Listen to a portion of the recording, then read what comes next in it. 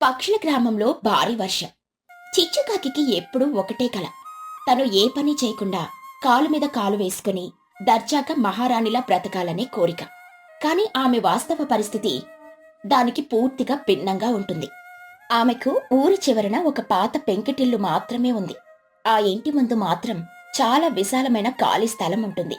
కడుపు నింపుకోవడం కోసం, తన కొడుకు చిన్నుకాకిని పోషించుకోవడం కోసం చిచ్చుకాకి ప్రతిరోజు ఉదయం తునిపిచ్చుక పొలంలో కూలీ పనికి, సాయంత్రం చోటుచిలుక ఇంట్లో ఇంటి పనులకు వెళ్తూ కష్టపడి బ్రతుకుతూ ఉంటుంది.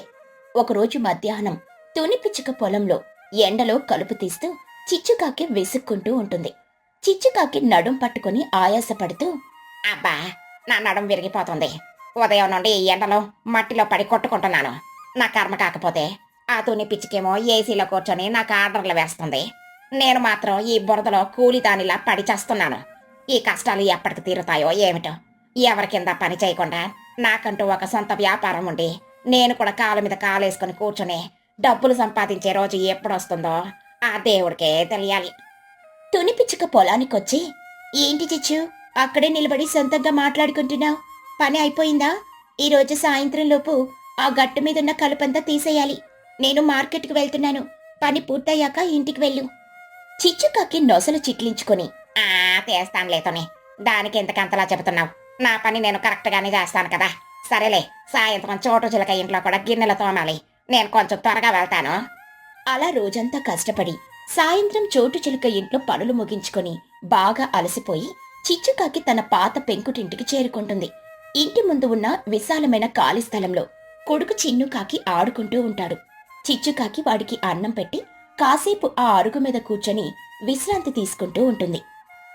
అప్పుడే ఊరి గవర్నమెంట్ ఆఫీసర్ అయిన మహీగ్రద్ద చేతిలో కొన్ని పేపర్లు, మ్యాప్ పట్టుకుని చిచ్చుకాకి ఇంటి ముందున్న స్థలాన్ని కొలుస్తూ ఉంటుంది. చిచ్చుకాకి ఆశ్చర్యంగా లేచి, ఏంటి మహిగారు, రాత్రిపూట మా ఇంటి ముందుకొచ్చి ఆ టేపులతో ఏంటో కొలుస్తున్నారు? మా స్థలంలో మీకేం పని? ఇక్కడేమైనా బంగారు గనులున్నాయా ఏమిటి కొలతలు వేస్తున్నారు? మహీగ్రద్ద సీరియస్ గా పేపర్లు చూస్తూ, బంగారు గనులేమి లేవులే కానీ చిచ్చు, ఒక పెద్ద డెవలప్మెంట్ ప్రాజెక్ట్ ఉంది. నేనిక్కడికి గవర్నమెంట్ ఆఫీసర్ గా వచ్చాను. నీకొక బ్యాడ్ న్యూస్, అలాగే ఒక గుడ్ న్యూస్ కూడా ఉంది. ఊరి మధ్యలో ట్రాఫిక్ ఎక్కువైపోతుందని పంచాయతీ వాళ్ళు ఒక కొత్త బైపాస్ రోడ్డు వేయాలని ప్లాన్ వేశారు. చిచ్చుకాకి అయోమయంగా, బైపాస్ రోడ్డు వేస్తే నాకేంటి మహిగారు? నా ఇల్లు ఊరి చివర ఎక్కడో ఉంది కదా, నన్నెందుకు టెన్షన్ పెడుతున్నారు? అదే అసలు సమస్య చిచ్చు. ఆ కొత్త బైపాస్ రోడ్డు కరెక్ట్ గా నీ ఇంటి ముందున్న ఈ ఖాళీ స్థలం గుండానే వెళ్తుంది. మ్యాప్ ప్రకారం ఈ స్థలం మొత్తం రోడ్డు కోసమే తవ్వేస్తారు. నీ ఇల్లు మాత్రమే కాదు, ఒకవేళ అవసరమైతే నీ ఇల్లు కూడా గవర్నమెంట్ తీసుకుంటుంది. అందుకే కొలతలు వేస్తున్నాను.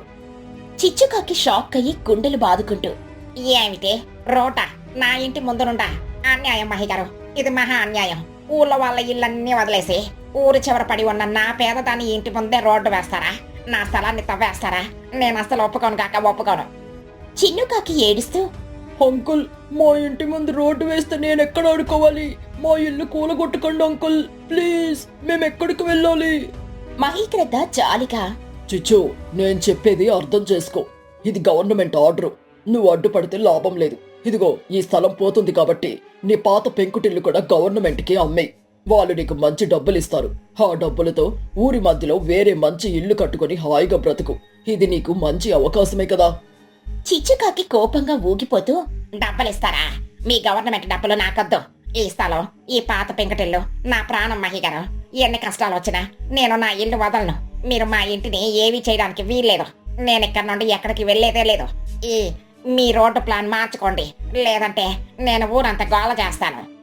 మహీగ్రద్ద విసుక్కుంటూ, నీకెంత చెప్పినా అర్థం కాదా చిచ్చు? ఇల్లు వదలకపోతే నీ కర్మ, కానీ ఇంటి ముందున్న స్థలం మాత్రం రేపే తవ్వేస్తారు.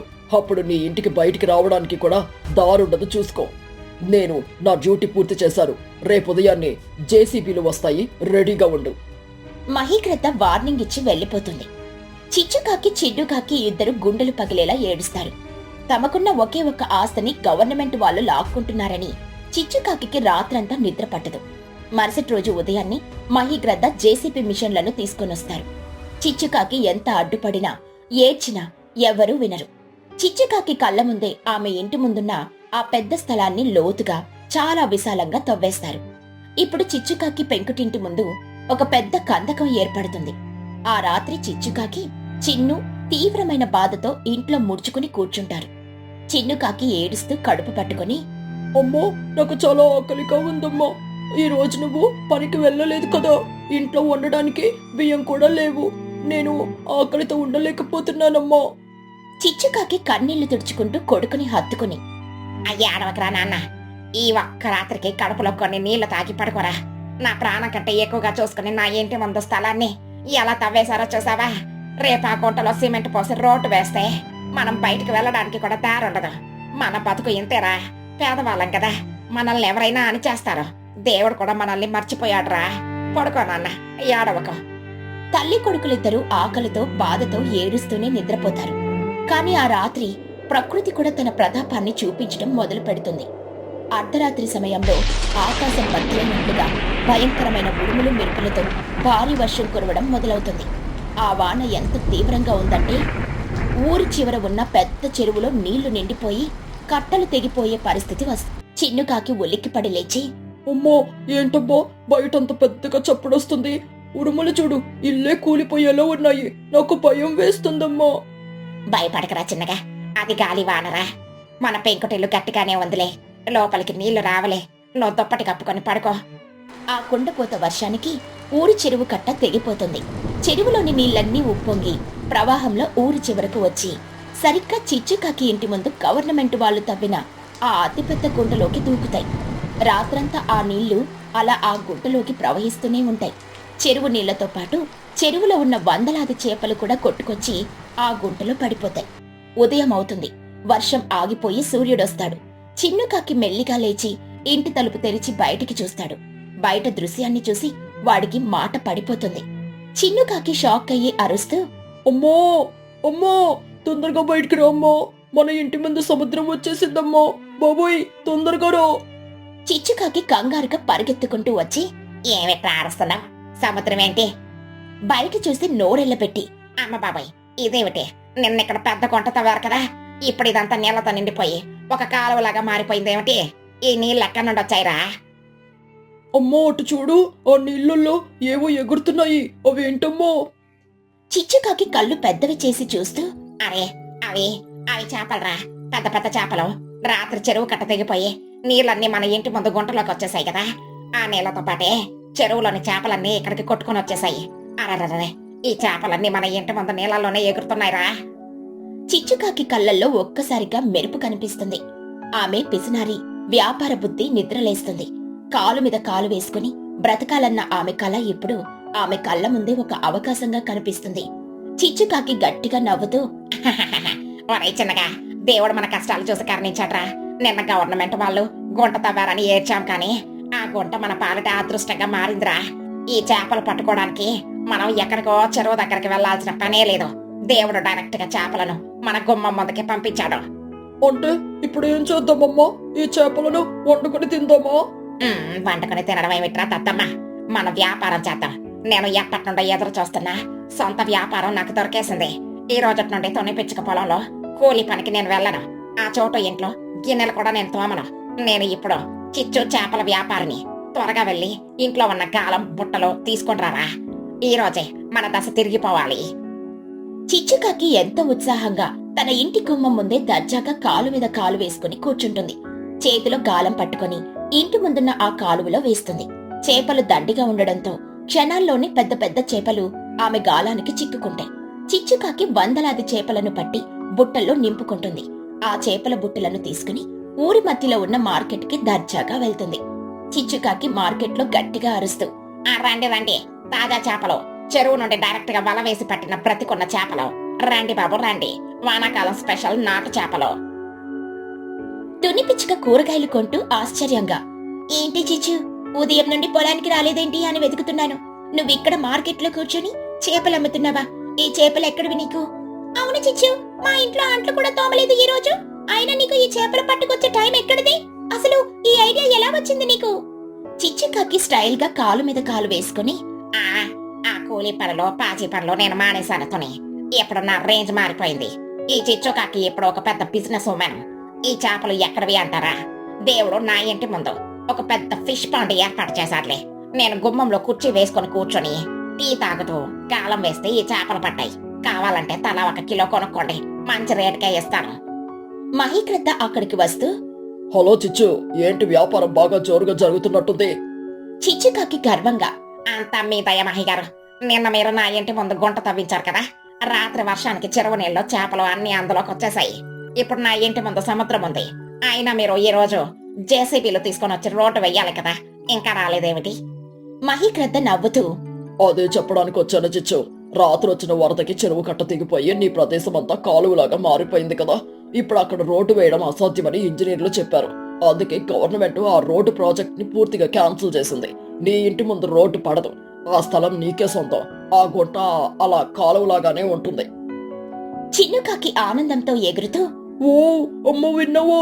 మన స్థలం మనకే దక్కింది. దానికి తోడు ఫ్రీగా పూలుడిని చేపలు దొరుకుతున్నాయి. మనం ఇంకా ఇల్లు అమ్మాల్సిన పనే లేదు.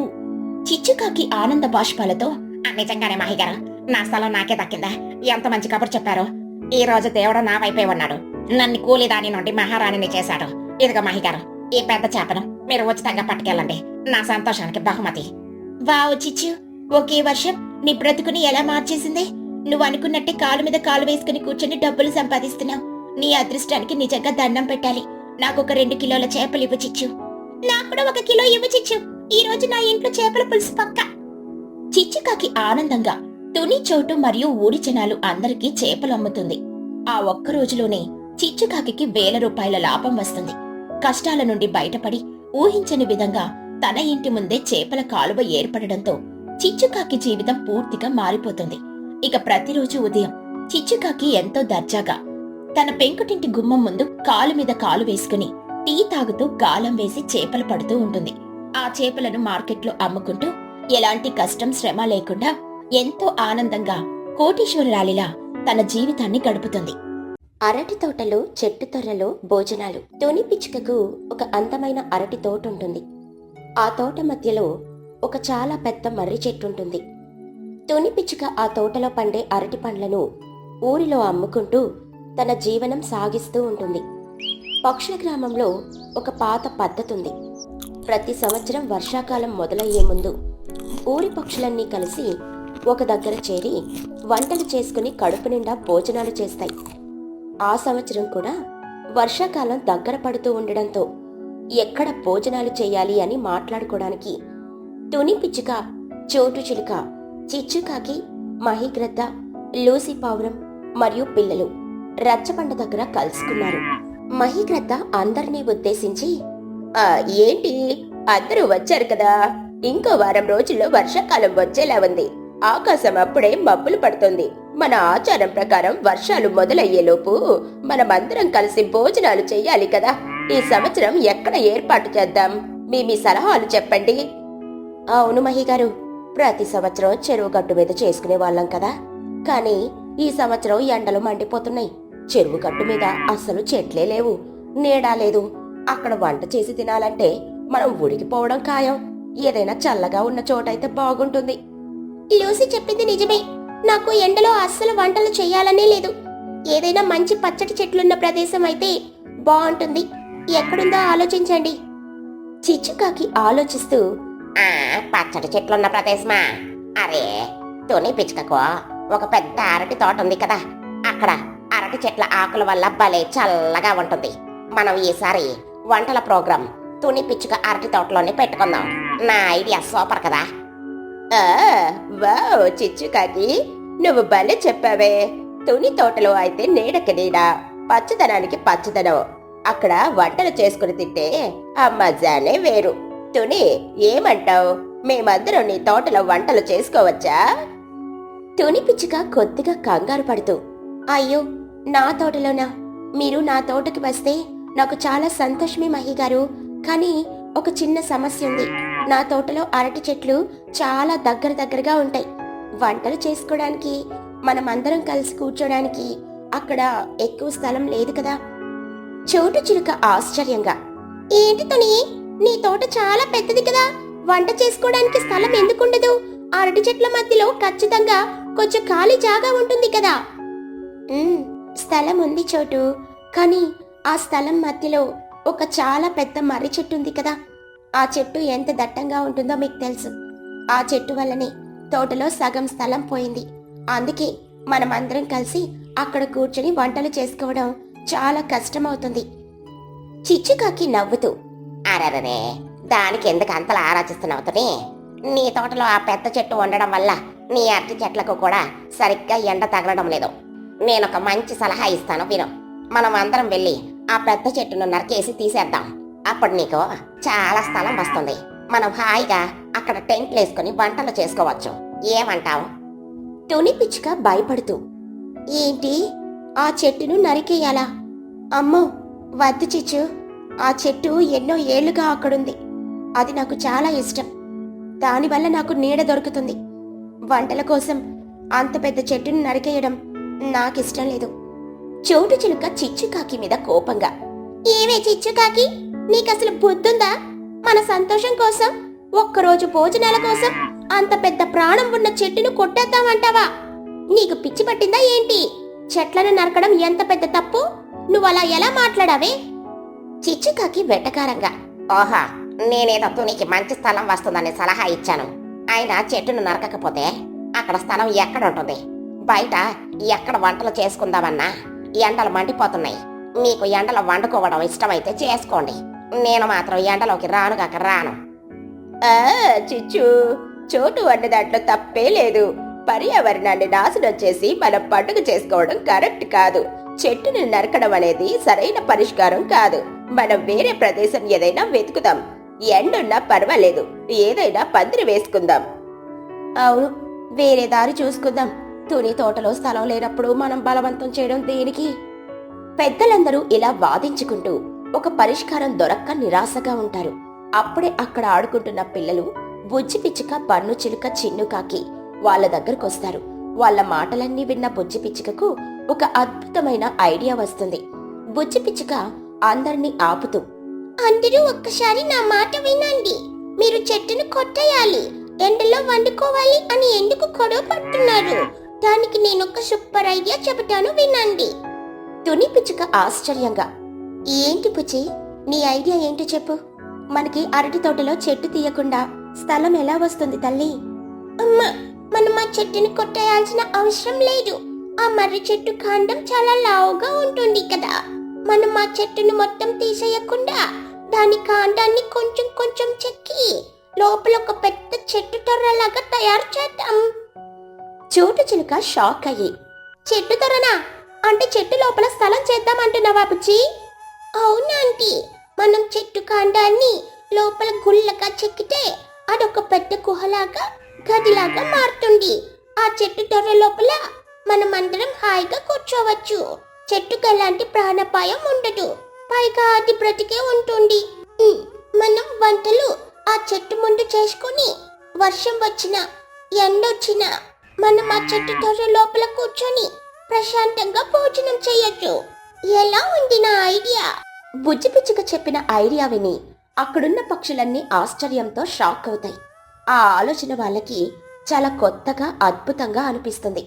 మహీకృత ఆశ్చర్యంగా, ఏంటి బుజ్జి, నువ్వు నిజంగా చెబుతున్నావా?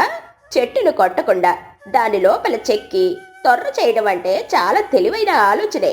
ఇది నాకు అస్సలు తట్టనే లేదు. దీనివల్ల చెట్టు బ్రతికే ఉంటుంది. మనకి కూర్చోడానికి చల్లటి స్థలం కూడా దొరుకుతుంది. వావ్! చిచ్చుకాకి గెంతేస్తూ, అరే, ఈ పిల్ల భలే ఐడియా ఇచ్చింది కదా.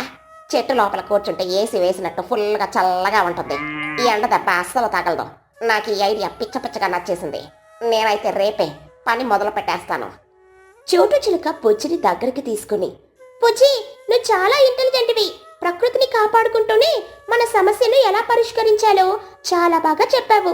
నేను నీ ఐడియాతో పూర్తిగా ఏకీభవిస్తున్నాను. తుని, నువ్వేమంటావు? తుని పిచ్చుక ఆనందంతో, నాకు చాలా సంతోషంగా ఉంది చోటు. నా కూతురు ఇంత మంచి ఆలోచన చేస్తుందని నేను ఊహించలేదు. నా చెట్టుకి ఏ హాని జరగకుండా మనం ఈ పండుగ చేసుకుంటున్నామంటే నాకు అంతకంటే కావాల్సింది ఏముంది? రేపే మనమందరం నా తోటకెళ్ళి ఆ చెట్టును త్వరగా చెక్కుదాం. నేను కూడా మీకు సహాయం చేస్తాను పిన్ని. ఆ చెట్టు తొర్రలో ఆడుకోవడానికి చాలా బాగుంటుంది. నేను కూడా ఇక మరుసటి రోజు ఉదయాన్నే పక్షులన్నీ తుని పిచ్చుక అరటి తోటకి చేరుకుంటాయి. ఆ పెద్ద మర్రి చెట్టు కాండాన్ని పరిశీలించి అది ఎంతో లావుగా దృఢంగా ఉండడంతో అందరూ కలిసి దాన్ని లోపల చెక్కడం మొదలు పెడతారు. తమ ముక్కులతో గోళ్లతో చాలా జాగ్రత్తగా చెట్టు పైభాగం దెబ్బతినకుండా లోపల విశాలమైన స్థలాన్ని ఏర్పాటు చేస్తారు. సాయంత్రం అయ్యేసరికి ఆ మర్రి చెట్టు కాండంలో ఒక అతిపెద్ద గదిలాంటి చెట్టు తొర్ర తయారవుతుంది. అది చూడ్డానికి ఒక అందమైన చెక్క ఇల్లులాగా ఉంటుంది. లోపల చాలా చల్లగా అద్భుతంగా ఉంటుంది. తుని పిచ్చుక తొర్ర లోపలికి వెళ్లి చూస్తూ, అబ్బా ఎంత విశాలంగా ఉందో, మనమందరం కూర్చోడానికి ఇక్కడ సరిగ్గా సరిపోతుంది. లోపల గాలి కూడా చాలా చల్లగా వస్తుంది. బుజ్జి, నీ ఐడియా నిజంగా అద్భుతం తల్లి. అవును తుని, ఇక మనకి ఎండ భయం వాన భయం ఏమీ లేదు. రేపు ఉదయం మనమందరం వంట సామాన్లు తీసుకుని ఇక్కడికే వచ్చేద్దాం. వంటలు చెట్టు ముందు చేసి భోజనాలు ఈ తొర్రలో చేద్దాం. నేను రేపు నా స్పెషల్ చికెన్ బిర్యానీ వండుతాను. మీరు చూడండి, నా వంటకి ఈ తోటంతా గుమగుమలాడిపోవాలి. సరే చిచ్చు, నీ ప్రతాపం రేపు చూద్దాం. అందరం ఉదయాన్నే రండి. ఇక మరుసటి రోజు ఉదయం పక్షుల గ్రామంలో పండుగ వాతావరణం నెలకొంటుంది. పక్షులన్నీ తమ తమ వంట సామాగ్రి, గిన్నెలు, కూరగాయలు పట్టుకుని ఉత్సాహంగా తుని అరటి తోటకి చేరుకుంటాయి. ఆ పెద్ద మర్రి చెట్టు ముందు అందరూ మట్టి పొయ్యిలు ఏర్పాటు చేసుకుంటారు. వాతావరణం కాస్త మబ్బు పట్టి చల్లగా గాలి వీస్తూ ఉంటుంది. తుని పిచ్చుక పప్పుచారు, చోటు చిలుక బంగాళదుంప ఫ్రై, చిచ్చుకాకి చికెన్ బిర్యానీ, మహిగ్రద్ద స్వీట్లు వండడం ప్రారంభిస్తారు. తోటంతా వంటల సువాసనలతో నిండిపోతుంది. పిల్లలు ఆ అరటి తోటలో కొత్తగా చేసిన చెట్టు తొర్రలో దాగుడు మూతలు ఆడుకుంటూ తెగ సంతోషిస్తూ ఉంటారు. తుని పిచ్చుక వంట కలుపుతూ, ఏంటి చోటు, ఆకాశం చూస్తుంటే బాగా మబ్బు పడుతోంది. ఎండ లేదు కదా అని మనం ఆనందిస్తున్నాం, కానీ వాన పడేలా ఉందేంటి? అవును తుని, గాలి కూడా కొంచెం గట్టిగా వస్తుంది. వర్షాలు మొదలయ్యే ముందే మనం భోజనాలు పూర్తి చేస్తే బాగుంటుంది. వంటలు ఎంతవరకు వచ్చాయి అందరివి? నా దమ్ బిర్యానీ ఇంకో 10 నిమిషాల్లో రెడీ అయిపోతుంది. అసలే నాకు ఆకలితో కడుపు మాడుతుంది. నా వంట వాసనకి నాకే నోరు ఊరిపోతుంది. నా స్వీట్లు కూడా రెడీ. పిల్లలు, మీరు ఆడుకుంది చాలు, వెళ్ళి చేతులు కడుక్కోండి, భోజనాలు చేద్దాం. పక్షులందరూ వంటలు పూర్తి చేసి గిన్నెలను చెట్టు దగ్గరికి తీసుకొస్తారు.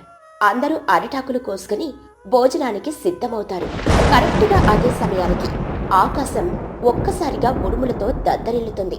పెద్ద పెద్ద చినుకులతో కుండపోత వర్షం మొదలవుతుంది. వర్షం పడగానే అందరూ కంగారు పడతారు. తుని పిచ్చుక భయంగా ఆరుస్తూ, అమ్మ బాబోయ్, వానొచ్చేసింది, వంటలు తడిసిపోతాయి. పిల్లలు, తొందరగా లోపలికి వెళ్ళండి. గిన్నెలు పట్టుకోండి, వాన దంచి కొడుతుంది. మన భోజనాలన్నీ వానలో తడిసి ముద్దైపోతాయి. త్వరగా త్వరగా. చిచ్చుకాకి తన బిర్యానీ గిన్నెను హత్తుకొని, నా బిర్యానీ, దేవుడా, నా బిర్యానీలో ఒక చుక్క నీరు కూడా పడకూడదు. నేను దీన్ని ఎంత కష్టపడి వండానో. బుజ్జి పిచ్చుక చెట్టు తొర్ర లోపల నుండి అరుస్తూ, అమ్మా, అందరూ ఆ గిన్నెలు తీసుకొని తొందరగా మన చెట్టు తొర్ర లోపలికి వచ్చేయండి. ఇక్కడ ఒక్క చుక్క వర్షం కూడా పడట్లేదు. పక్షులన్నీ తమ వంట గిన్నెలు, అరిటాకులు పట్టుకుని వానలో తడుస్తూనే పరిగెత్తి ఆ పెద్ద మర్రి చెట్టు తొర్ర లోపలికి వెళ్ళిపోతాయి. లోపలికి వెళ్ళగానే అందరూ ఊపిరి పీల్చుకుంటారు. బయట కుండపోత వర్షం, భయంకరమైన గాలి వేస్తూ ఉంటుంది. కానీ ఆ చెట్టు తొర్ర లోపల మాత్రం ఎంతో ప్రశాంతంగా, వెచ్చగా, వర్షపు చుక్క తగలకుండా భద్రంగా ఉంటుంది. మహిగ్రద్ద సంతోషంగా ఊపిరి పీల్చుకుంటూ, అమ్మయ్య, బతికిపోయాం, వంటలు కూడా తడవలేదు. బుజ్జి, ఈరోజు నీ ఐడియా వల్ల మన భోజనాలు, మన ప్రాణాలు అన్నీ సేఫ్గా ఉన్నాయి. ఒకవేళ మనం బయటే ఉంటే ఈ పాటికి అన్నీ వరదలో కొట్టుకుపోయేవి. నిజమే మహిగారు, బుజ్జి చెప్పినట్లు ఈ చెట్టు తొర్రను చెక్కడం వల్ల ఎంత పెద్ద ఆపద తప్పిందో. బయట వాన పడుతుంటే మనం ఈ తొర్రలో ఎంత సేఫ్గా ఉంటామని నేను అస్సలు అనుకోలేదు. చిచ్చుకాకి బిర్యానీ గిన్నె మూత తీసి, అబ్బా, ఈ వర్షంలో ఈ చెట్టు త్వరలో కూర్చొని వేడి వేడి బిర్యానీ తింటుంటే ఆ మజానే వేరు కదా. అందరూ ఆకులేసుకోండి, నేను వడ్డిస్తాను. నాకిక ఆకలి ఆగట్లేదు. అవును చిచ్చు, బయట పడుతున్న ఆ వర్షపు చినుకుల చప్పుడు వింటూ ఈ వెచ్చటి చెట్టు తొర్రలో అందరం కలిసి భోజనం చేయడం ఒక అద్భుతమైన అనుభూతి. రండి, అందరం కూర్చోండి. అందరూ ఆ చెట్టు తొర్ర లోపల గుండ్రంగా కూర్చొని అరిటాకులు పరుచుకుంటారు. తుని పిచ్చుక పప్పుచారు, చోటు చిలుక బంగాళదుంప ఫ్రై, చిచ్చుకాకి చికెన్ బిర్యానీ, మహిగ్రద్ద స్వీట్లు, ఒకరికొకరు వడ్డించుకుంటారు. బయట వర్షం దంచి కొడుతుంటే వాళ్ళ వెచ్చటి తొనలో వేడివేడి వంటలు తింటూ ఎంతో ఆనందిస్తారు. బుజ్జి పిచ్చుక బిర్యానీ తింటూ, వావ్ చిచ్చు అత్త, బిర్యానీ సూపర్గా ఉంది. ఈ వానికి వేడి వేడిగా భలే సరిపోయింది. అవును బుజ్జే, మా అమ్మ చేసిన ఫ్రై కూడా కరకరలాడుతుంది. మనం రోజు ఇక్కడ భోజనాలు చేస్తే భలే ఉంటుంది కదా. నాకు ఈ చెట్టు తొర్ర ఇల్లులాగే అనిపిస్తుంది. వర్షం పడుతున్నా మనకి ఏ ఇబ్బంది లేదు. మా అమ్మ ఈ చెట్టుని కొట్టేయాలని అన్నప్పుడు నేను చాలా భయపడ్డాను. చిచ్చుకాకి సిగ్గుపడుతూ, అవునరా చిన్నగా, నేనెంత తెలివి తక్కువగా ఆలోచించానో నాకు ఇప్పుడు అర్థమైంది. ఆ రోజు నేను ఈ చెట్టును కొట్టేసుంటే ఈ రోజు మన పరిస్థితి ఏంటి? ఈ వానలో తడిసి మొత్తైపోయేవాళ్ళం. మన భోజనాలు బురద పాలయ్యేవి. బుజ్జి, నువ్వు నా కళ్ళు తెరిపించావు తల్లి. ప్రకృతిని నాశనం చేయకుండా దాన్ని మనకు అనుకూలంగా ఎలా వాడుకోవాలో నీ ద్వారా నేర్చుకున్నాను. అవును చిచ్చు, మన ప్రకృతిని కాపాడితే ప్రకృతి మనల్ని కాపాడుతుంది. ఈ పెద్ద మర్రి చెట్టు ఎన్నో ఏళ్లుగా నాకు నీడనిచ్చింది. ఈరోజు మనందరికీ వర్షం నుండి రక్షణనిచ్చింది. మనం ఎప్పుడు చెట్లను కొట్టకూడదు. నిజమేతుడే, ఈ పండుగ మనకు ఒక గొప్ప పాఠం నేర్పింది. బుజ్జి తెలివితేటలకు ఈ చెట్టు తల్లి ఆశ్రయానికి మనం ఎప్పుడూ కృతజ్ఞతగా ఉండాలి. ఈ చెట్టు తొరలో భోజనాలు మన పక్షుల గ్రామంలో ఇక ఎప్పటికీ మర్చిపోలేని తీపి జ్ఞాపకం. చోటు చిలుక నవ్వుతూ, అందరూ తినండి తినండి, ఈ వాన ఆగేలా లేదు, మన భోజనాలు కూడా ఆగేలా లేవు. పక్షులన్నీ కలిసి ఆ వర్షంలో ఆ చెట్టు తొరలో లోపల కూర్చొని నవ్వుకుంటూ కథలు చెప్పుకుంటూ ఎంతో ఆనందంగా విందు భోజనం పూర్తి చేస్తాయి. ప్రకృతి అందాలను, పిల్లలు తెలివితేటలను ఆస్వాదిస్తూ వాళ్ళు ఆ వర్షాకాలం రాకను ఒక పండుగలా జరుపుకుంటారు. ఆ రోజు నుండి పక్షుల గ్రామంలో ఏ పక్షి చెట్టును కొట్టాలని ఆలోచించలేదు. ఆ చెట్టు తొర్ర వారికి ఆపద సమయంలో ఆశ్రయం ఇచ్చే ఒక అందమైన ప్రదేశంగా మారిపోయింది.